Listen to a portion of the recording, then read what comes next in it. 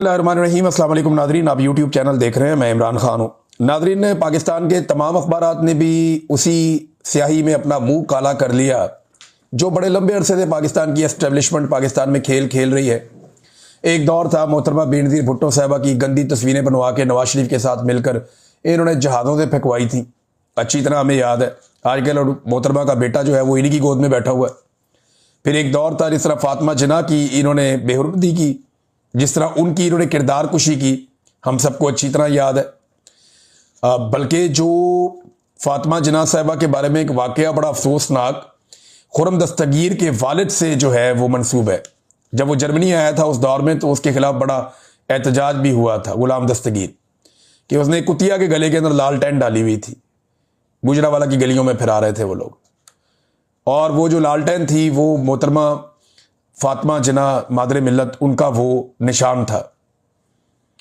तो बेगम नसीम वली साहिबा जब खड़ी हुई तो उनके साथ भी किरदार कुशी की गई, बड़ी बदतमीजी और बेहूदगी उनके खिलाफ भी की गई। अब बुशरा बीबी इमरान खान की अहलिया, उनके खिलाफ भी ये किया जा रहा है।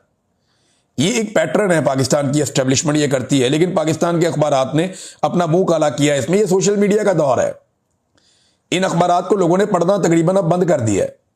इनकी सर्कुलेशन आप देख लेना, ये तो वैसे ही कहीं चले जाते हैं तो चले जाते हैं। अखबारात तो अब लोग पढ़ते ही नहीं है। लोग तो सोशल मीडिया के ऊपर इंफॉर्मेशन गैदर कर लेते हैं। लोग टीवी चैनल्स नहीं देखते, टॉक शोज के सिर्फ वही से देखे जाते हैं जो सोशल मीडिया के ऊपर कट के आ जाते हैं। अदरवाइज टॉक शो पूरा कौन देखता है? अब कोई भी नहीं देखता। हर आदमी का अपना प्राइम टाइम है, अपने टाइम के मुताबिक वो देख लेता है जो उसको देखना है, और सबको अपनी मर्जी का कंटेंट मिल भी रहा है। तो लोगों की ओपिनियन बनाते हैं लीडर्स, और इमरान खान लोगों की ओपिनियन बना गया है। अब ये बरतानिया के डिजिटल प्लेटफॉर्म पे छपने वाला जो आर्टिकल है, ये फ्रंट पेज के ऊपर छाप दिया पाकिस्तान के अखबारात ने, और रोजनामा जंग ने इसे सबसे ज्यादा स्पेस दी है। एक तो ना ये कोई ब्रेकिंग न्यूज है और ना ये कोई ऐसी चीज है कोई बहुत बड़ी डेवलपमेंट हुई है। इमरान खान साहब की हुकूमत को गिरे हुए अब लगभग 4 साल होने वाले। तो 4 साल बाद अगर आपने ऐसी कहानियां सुनानी है या ये चीजें करनी है तो जाके इमरान खान से आप माफी मांग लें। आज भी उसकी निजी जिंदगी, आज भी उसकी अहलिया, आज भी उसका खानदान, उसी को निशाना बना के आप राजी हैं। पाकिस्तान इस तरह आगे बढ़ ही नहीं सकता। इस घटिया और गंदी सोच ने पाकिस्तान को आज तक आगे बढ़ने नहीं दिया, और पाकिस्तान के मीडिया ने इसके अंदर एक सहूलतकार का रोल प्ले किया है। जंग जैसा अखबार जो बड़े दावे और वादे करते थे कि जनाब हमारी सहाफत बड़ी साफ और शफाफ है, आज उनकी सहाफत जो है वो एक गटर की तरह उबल रही है। मैं देख रहा हूं किस किस्म का फ्रंट पेज उन्होंने छापा है, कितनी स्पेस दे दी है। ये अकेली खबर तो नहीं है बैनुल अक़वामी सतह के ऊपर जो आई हुई है। ये देखें ना, एक और, ये 3 खबरें और हैं जो बैनुल अक़वामी अखबारात में आई जो इससे बड़ी खबरें हैं। ये तो एक डिजिटल प्लेटफॉर्म है जिसके ऊपर खबर आई। मेरी अभी जुल्फी बुखारी साहब से बात हुई, वो अपनी जो उनकी लीगल टीम्स हैं वो इसके ऊपर बैठी मुशावरत कर रही हैं। वो लोग देख रहे हैं कि इस पे क्या करना है। 1 साल पहले इन्होंने ये आर्टिकल तैयार किया था। अभी 27वीं तरमीम से ऐसा लगता है कि तवज्जो हटाने के लिए ये आर्टिकल फटाफट छपवा दिया गया, और जो खातून है वो मशकूक निकल आई जिन्होंने ये आर्टिकल उसके अंदर जिनकी तरफ से छपा, बुशरा तस्कीन साहिबा। वो पता चला उनके PMLN से बड़े शानदार ताल्लुकात हैं, या उनकी सारी हमदर्दियां जो हैं वो PMLN के साथ, और वो उन्हें बहुत पसंद करती हैं। सबूत पता नहीं है या नहीं है, लेकिन अभी देखिए कहानियां तो इस तरह की बहुत सारी। जब मरियम नवाज साहबा के हाथ में एक गिलास होता है, वो लोग कहते हैं ये क्यों होता है स्टील का। जरदारी साहब के बारे में सब कहते हैं जी रोजाना उनके बकरे ज़िबा होते हैं। भाई सबका अपना अपना मामला क्या है, इसके ऊपर सबने इसी तरह आर्टिकल लिखने, और बैनुल अक़वामी मीडिया ने यही काम करना है। भाई इमरान खान के खिलाफ आपका बुग़्ज़ इस लेवल तक चला गया कि आप पैसा, इज्जत, सब कुछ दाव लगाने पर तैयार हैं सिर्फ इमरान खान को नीचा दिखाने के लिए। अब ये 3 बड़ी बड़ी खबरें हैं, ये भी चंद दिन के अंदर आई हैं। इनमें तो कोई पाकिस्तान के मीडिया ने, अखबारात ने फ्रंट पेज के ऊपर नहीं छापी, 1-1 घंटे के बुलेटिन उनके ऊपर नहीं किए, ट्रांसमिशंस इनके ऊपर नहीं की गई। एक खबर जो है, ये जो लीक्स आई हैं अभी जेफरी की, ये तो एक तो पूरी दुनिया हिल गई है ना उनसे। बहुत सारे लोगों के बारे में बहुत सारी चीजें आई, लेकिन इमरान खान के बारे में क्या आया कि सेहूनियत इमरान खान को पसंद नहीं करती। अब सारी जिंदगी इमरान खान पे इल्जामात क्या लगाया जी, यहूदी एजेंट है, सेहूनियों का एजेंट है, ये कहते थे इनको जी, इसराइली एजेंट है, ये भी कहते थे इमरान खान को। तो जनाब अब वो अंदर से पता चल रहा है, जो ईमेल्स लीक हुई उनके अंदर से, कि जनाब इमरान खान तो बहुत पक्का मुसलमान है। इमरान खान तो बड़ा मजबूत आदमी है, झुकने वाला आदमी नहीं है। बल्कि खतरनाक आदमी है। जैसे कि वो शी जिनपिंग को समझते हैं अपने लिए खतरा, या पुतिन को समझते हैं, या खमैनी को समझते हैं, या उर्दगान को, तो फिर अब आपको समझ जाना चाहिए ना कि इमरान खान के रिजीम चेंज ऑपरेशन के पीछे जो बुनियादी सोच है वो क्या है। वो तो बाजुआ का एक्सटेंशन वाला मामला था और ये सारी चीजें जुड़ गई आपस में, तो रल मिलकर इन्होंने इमरान खान को रास्ते से हटा दिया। इसके ऊपर किसी ने कोई आर्टिकल नहीं छापा, इसके ऊपर किसी ने कोई ट्रांसमिशन नहीं की, इसके ऊपर किसी ने कोई बुलेटिन पूरा नहीं खींचा, इसके ऊपर फ्रंट पेज के ऊपर बड़ी बड़ी स्टोरीज नहीं छपी।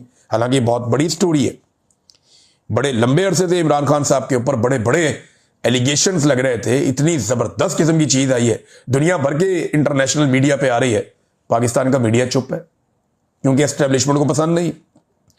दो आसिम मुनीर साहब के ताहयात इस्तिस्ना पे आलमी मीडिया बहुत कुछ कह रहा है, इस पे किसी ने कोई बात ही नहीं की। न्यूयॉर्क टाइम ने इस पे पर क्या कहा, दीगर जो बड़े बड़े अखबार आते हैं वो इसके ऊपर क्या कह रहे हैं, आलमी जरीदे इसके ऊपर क्या कह रहे हैं कि किस तरह जो पावर का सारा बैलेंस है वो बिगड़ गया। और ये ताहयात इस्तिस्ना के बाद पाकिस्तान में मिस्र जैसे हालात पैदा हो जाएंगे, जमूत तारी हो जाएगा, ये भी लिखा गया बैनुल अक़वामी अखबारात में, इसको तो कहीं हिस्सा नहीं दिया गया, इस पे तो बात करने की किसी की जरूरत ही नहीं है। और अब ये बीबीसी का एक, इसके अंदर मैं चंद जुमले आपको बता देता हूं, जो उनका आर्टिकल है कि ताकत का तवाज़ुन हमेशा एस्टेब्लिशमेंट के पलड़े में रहा, पाकिस्तान में यही होता रहा, लेकिन अब फौज के सरबराह मजीद ताकतवर हो गए। माइकल कोगलमैन कहते हैं कि मेरे नजदीक यह तरमीम इस बात का ताज़ा तरीन बल्कि शायद सबसे मजबूत इशारा है कि पाकिस्तान में अब हाइब्रिड निज़ाम नहीं है, यानी दोगला निज़ाम नहीं है, बल्कि माबाद हाइब्रिड निज़ाम के मरहले में पाकिस्तान दाखिल हो चुका है, यानी हाइब्रिड प्रो मैक्स हो गया, इससे भी अगले लेवल पे पाकिस्तान चला गया।